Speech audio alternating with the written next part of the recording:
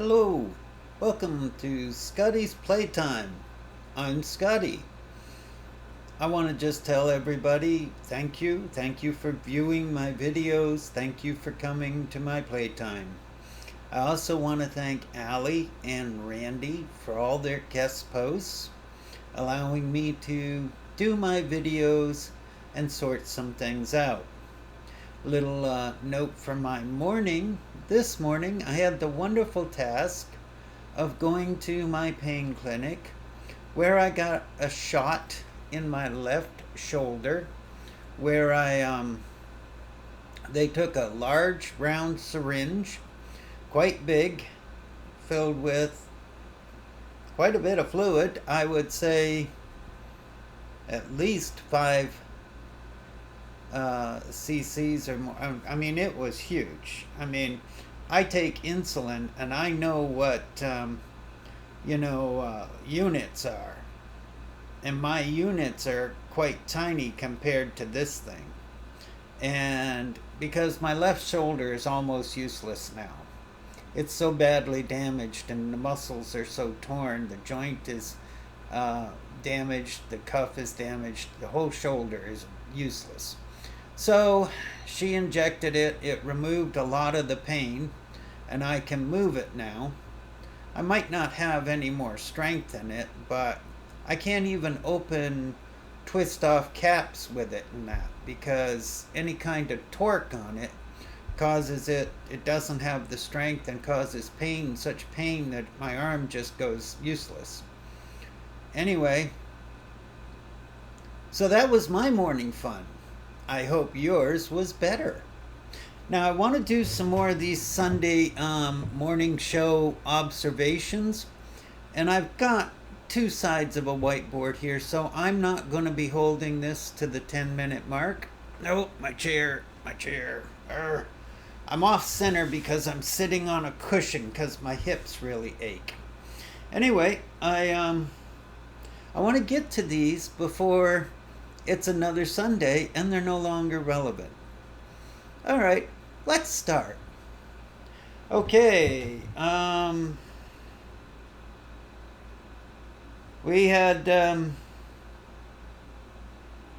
I love it. I erased the name of the person who was talking here. Oh, before I go any further, let me tell you about the Moms for Liberty here in Florida. You know how a few years ago they sneak attacked everybody and swept into school boards and started making these horrific changes, outlawing everything they could that wasn't straight and cis. You know, anything, any representation of gay kids and homosexuality and LGBTQ and all of that. They just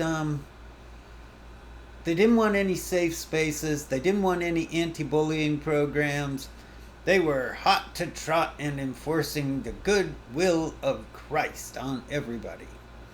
Well, turned out that once the people saw what they were doing, they said not to our kids.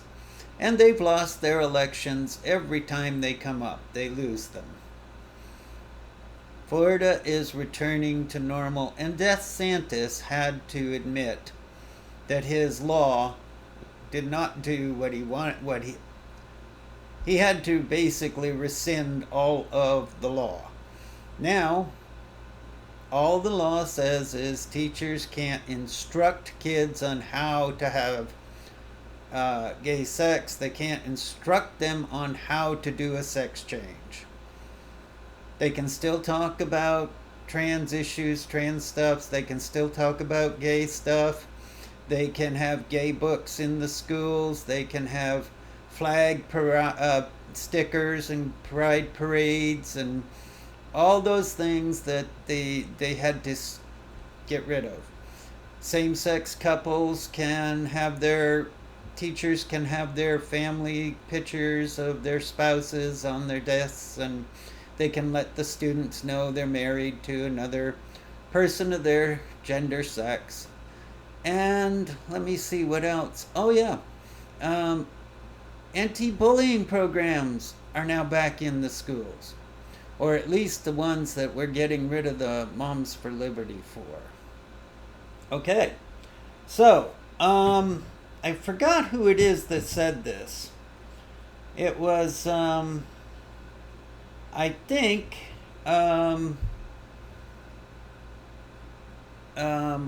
Rice Previs, who was the one-time chairman of the RNC.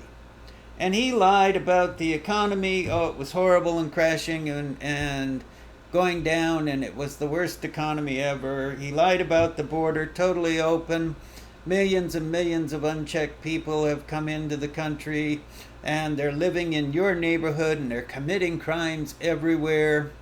And he also claimed that Hamas let millions of bad people enter. Oh, I'm sorry, not Hamas. Couldn't read my own writing. It's getting so faint on there. It's Harris let millions of bad people into the country unchecked. None of that's true. It's a talking point in Trump's delusions. The Republicans like to say that to scare sorry, my hips ache like heck. To scare their viewers into being outraged and vote for them and vote against the Democrats. Lies, lies, lies. So Donna Brazile, oh yeah, and we rely on countries that hate us. Why? Listed countries like Iran? We rely on Iran for something? I was not aware of this. Somewhere around here I got to Tom Cotton, and I'm almost thinking that was not Rice Previs, it was Tom Cotton. But I erased the name for some reason. I think my fingers got onto the dry erase board. Anyway, Donna Brazile came in and she said that this is all on Meet the Press, by the way. Not Meet the Press, I am sorry. That's on This Week. This Week. So the full title is This Week with George Stephanopoulos, who's rarely on the show. All right, so she said that Harris owns the future. That's the message she has to drive. The future is not going to be the past. We're not going to have the same old policies from the same old people. We're going to move forward and have joy and get things done. She needs to own the debate, control the moment. That was Donna Brazile. Chris Christie actually gave good advice. His hatred for Trump has overruled his dislike for Democrats. And he has now done everything he can to get Harris elected. Surprisingly. He gave really good debate advice. He said, dismiss Trump. That gets under his skin more than anything. Don't engage him. Don't try to fact check him or don't respond to his insults. Just old man yelling at a cloud, people. Nothing to see here. She got under his skin by not responding to his racist taunt. And all he wants to do is drag her down, get her in the mud. There's an old saying that says, never wrestle with a pig in the mud.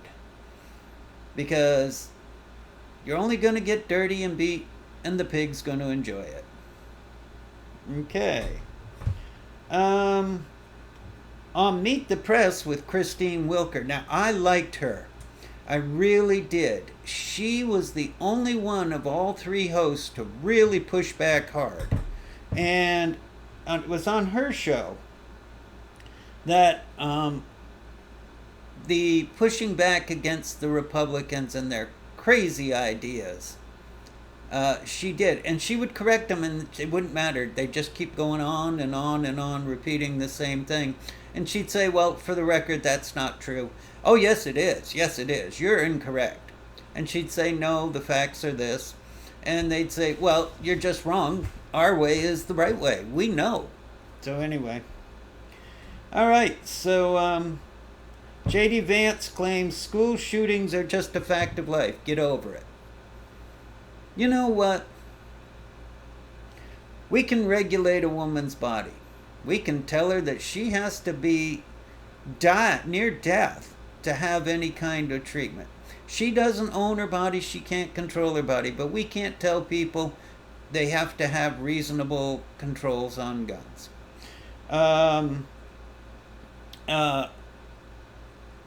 We can put controls on a lot of things. We can control what poor people can eat through the SNAP program. We can control all kinds of rules for driving and everything else. Every other thing in this country is able to be controlled and regulated. The Republicans want to regulate birth control. They want to tell trans people, you can't have your testosterone, and I got a story to tell about that. I had to renew my testosterone today, and it was a disaster. It is a controlled substance in Florida. Very dangerous, very dangerous. Anyway, so we can do all that. But kids getting torn up and shot in class, well, geez, that's just something that happens, folks. Really? Seriously? Get real. Okay. It reminds me of when I wrote this note. Seatbelts were originally against the freedom to be on the road. You remember that? When seatbelts first became mandatory, everybody screamed it was against our freedom, it was taking away our rights. How dare they say I have to wear this thing around my body? It's going to save your life. I don't care. I want the right to be stupid. Well, anyway. So, that was a good one. They both talked about...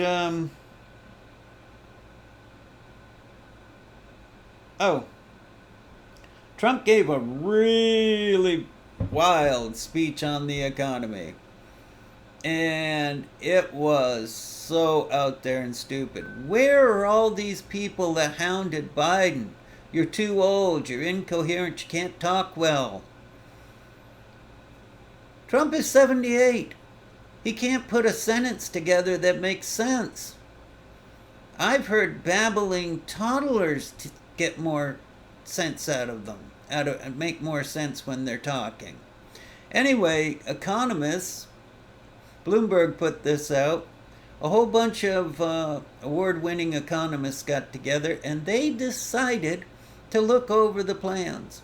They found Trump's economic plans to be disastrous for the country. It would put the country back, raise the cost of living for everybody in it, and add massively to the debt. You know that thing Republicans only care about when there's a Democrat in the White House? Now, the other thing was they checked on Harris's. Oh, she's got to be real bad because she wants to give food to poor kids and she wants to give child care and she wants to help people get lower drugs and all that stuff. And guess what they found out? Her plans, giving people relief, giving people more money in their pocket, makes the economy grow and gives people access to jobs. Look, if you don't have to stay home and care for a child, you can get out there in the workforce, you can earn money, and if you're earning money, you can spend it. And low-income people spend. Think about it. If I have $1 million in the bank and I earn $1,000, $2,000, I don't need to buy anything. I got everything I want. I only wear so many pants. I only drive so many cars. You know, I only need so many refrigerators, washer and dryers and whatever. But if you're a low-income person and you get that extra money, you can buy that TV you've always wanted, that computer you've always needed. You can buy the extra food to put on your family's table. It makes economic sense. And they said her policies would increase the economy and be better for the country. Take it to the bank. Alrighty. A lot of the Republicans never answered the question. The moderator would ask a question and they would just zing off into something else entirely. Thank you for asking that. Now let me talk about something totally different. What? No. That's nice. Thank you. You're incorrect, but back to what I really asked you. I asked you about school shootings and you went off on energy production. Alrighty. Oh, the thunderstorm's coming in again. I hope Ron brought the cat in. Tariffs. Real quick. This is simple. Tariffs do not bring money into the country. Tariffs are not paid by foreign governments. Trump keeps insisting that we're going to make money hand over fist. He can pay for childcare. At least that's the way everybody's taking it, because that rambling thing he had didn't make any sense. I'm going to pause this. Hold on right now.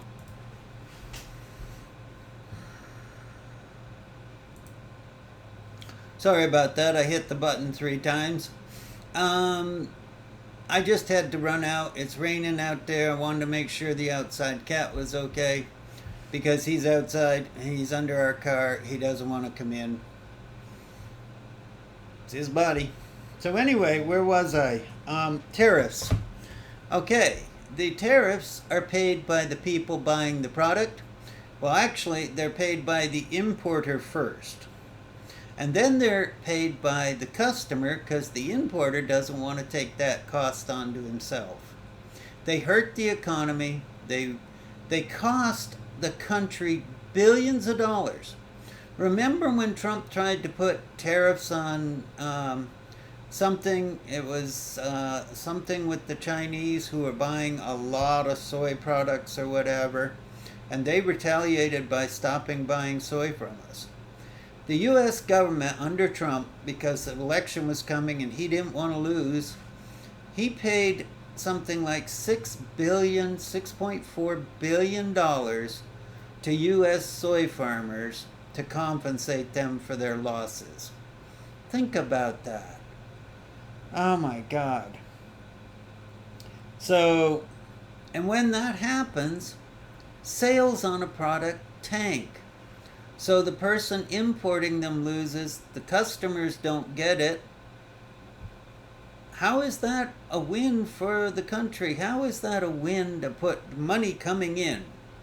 Trump keeps saying this, but he's got to be the most stupidest man to ever stumble his way into the White House. He's an entertainer. He's a freaking con man. He is not in any way a smart businessman. When they found him for that show, the producers found him for The Apprentice, they couldn't even use his own real offices in that, because the furniture was chipped and shoddy. He was failing. They had to build new sets in Trump Tower. They had to literally make a story that he was this successful businessman. And they had to edit the ding-dongs out of the videos so they would be worthy to be put on TV. Trump never was what he was portrayed to be, and he sure isn't now. Okay. Last thing before I shut this one down, start a new one. Trump keeps saying how bad the country is. But we are still a great nation. He doesn't need to make America great again. He doesn't need to make America great at all. America is great. We are a wonderful nation.